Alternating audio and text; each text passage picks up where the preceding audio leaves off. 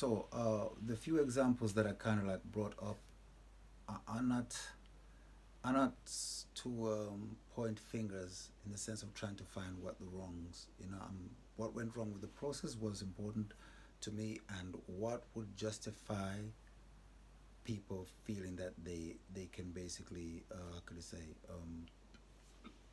that they can look past my entitlement in the process, because that's how I feel grieved, right? And I feel that if I don't put words in it, nobody will feel it. That's how I feel.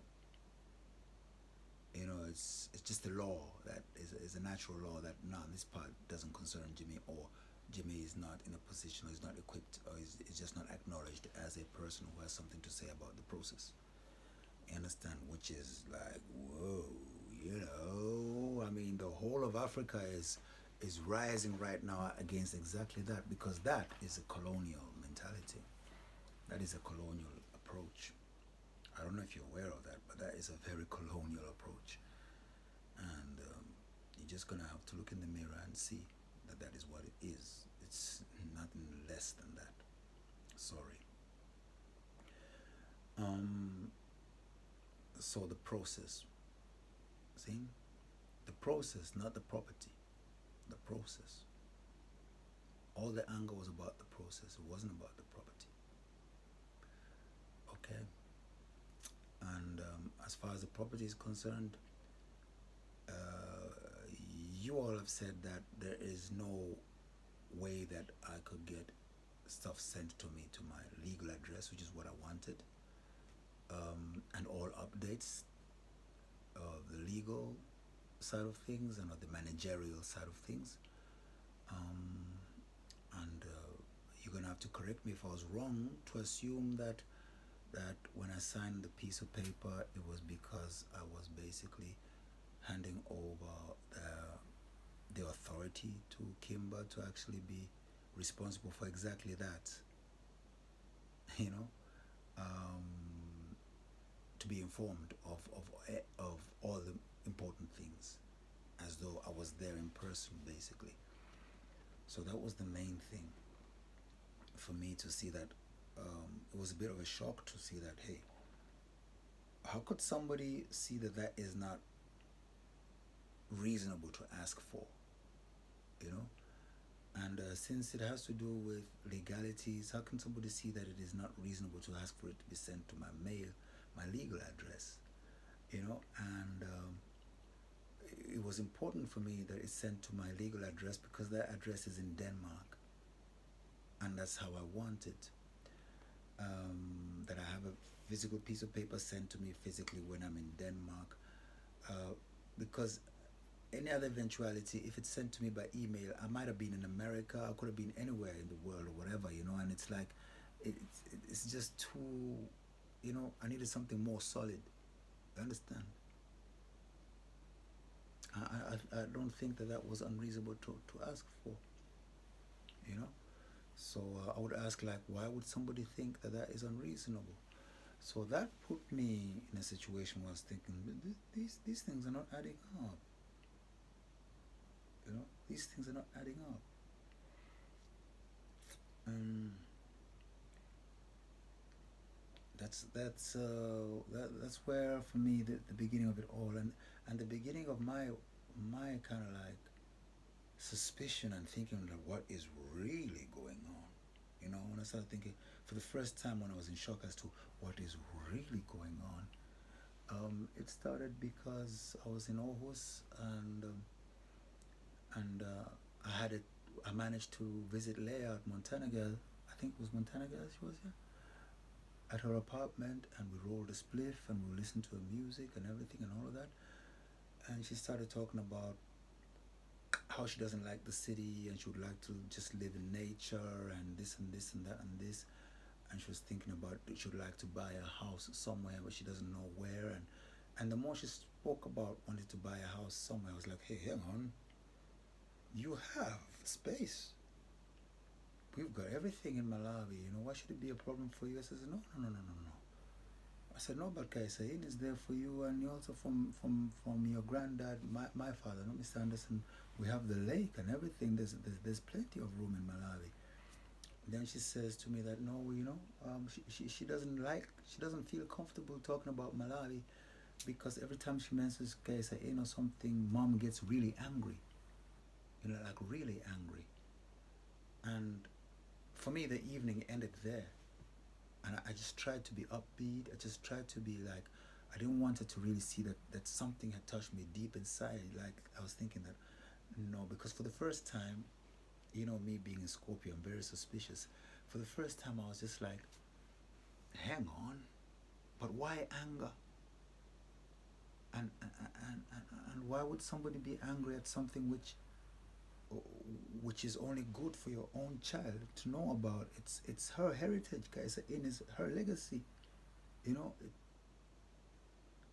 So for me, that's when the alarm bells started going that something is not right, and that's when the thought of like that piece of paper that I signed, which I'm taking for granted that it is only technicality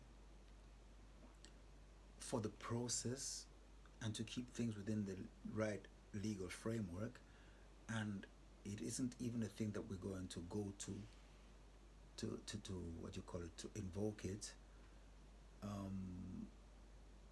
I was trusting that we as siblings have an unbreakable pact, and that we are actually doing things differently from the way our parents did it. I was just of the understanding that that is the process. So when I started asking questions in private, me expecting that we are one and we are on the same level, when I started getting the reactions of Danny disappearing the minute something is looks like it's going to be a confrontation because he can't handle it or can't take it, and Kimber ridiculing what I say, like to belittle it, and Rachel attacking, I had to sit back and say that no, but these reactions are off. These reactions are off. These reactions don't belong to this situation. So, since we are siblings, my governing method or approach is one which, that if I state my grievances or if I express how I feel, that of course there's a forum where they're gonna respectfully say that, oh, I understand you feel this way, but this, and this, and that, and that, and this. So I'm still in the belief that we are there in terms of understanding each other and going about what we go about, that we have that unbreakable bond, which is exactly what I am appealing to now as I make this video. It's the exact same thing, which I'm thinking that if I make a video where I'm talking slowly, calmly, that the response is going to be slow, calm, and conciliatory, which is obviously my hope, because God help me if it isn't, then I won't know what to believe. I will not know what to think. I'll be like, what's this about? Because now it's clear that I'm seeking conciliation, and I'm introspective in what could have been the reason why I did not get the respect that I feel I should have. But in issues of death and inheritance, it is not true that respect must be earned. That's not true. In other issues, yes, but in issues like this, it is not true that respect must be earned. So many people's rights, meaning myself and my biological father's rights, were trampled on. And there is absolutely no justification whatsoever. Anybody who would come in and justify why not enough effort was made to make sure that I would be there and that my father would be there at my mother's funeral. I'm sorry, but it's anybody who has decency and sense would realize that there is a line that they have to distance themselves from and seek a better one, a better line, because that one is not justifiable. You see, um, so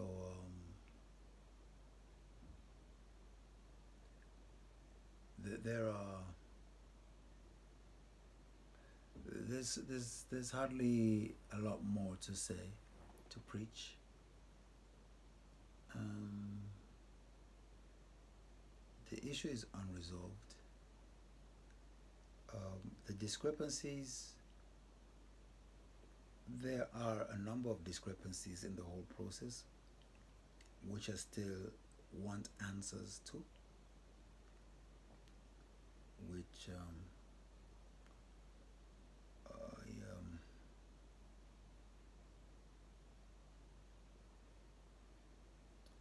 I hope that simply by saying that the process, the entire process,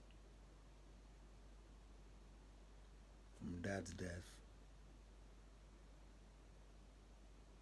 why it was justifiable to not include me.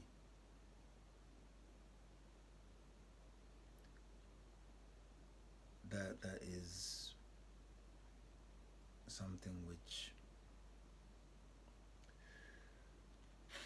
I cannot answer. So obviously it's only the three of you who can answer that. And as I said, approaching it with the faith that you would see that it makes sense to answer it, that was my mistake last time. I should have, and after that I realized that no, that route is not going to be respected that way. So I'm only doing it now because it's the right thing to do, and I renew my faith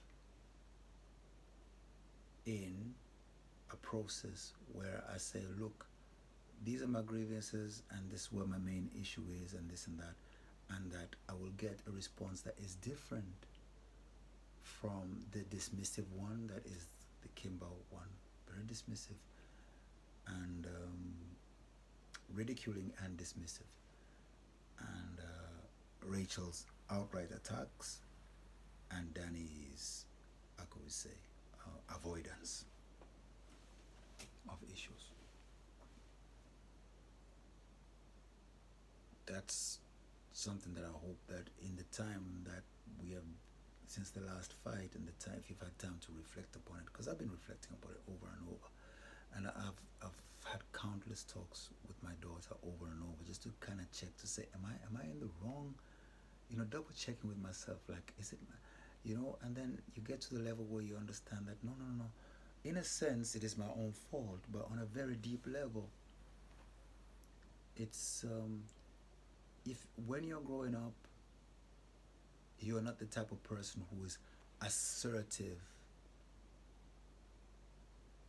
then people take for granted that you go along with everything. And my way has always been to kind of like avoid being assertive in that group, and to go off and be creative in my own field. So I was always going off to the corner to build this and to build that and whatever, which is what you basically could say the walk from Cape to Cairo, music and all of that. That is me being active in a realm where you are not part of the process. Neither mom, no dad, no my siblings. So why this walk and everything is important to me is because I don't have to think about the way you all are when there's a process. See, but unfortunately, this is not just about my walk. This is about the death of mom, the death of dad, and an inheritance. So I have to develop ways of communicating which are past the anger, and that's what you're getting now.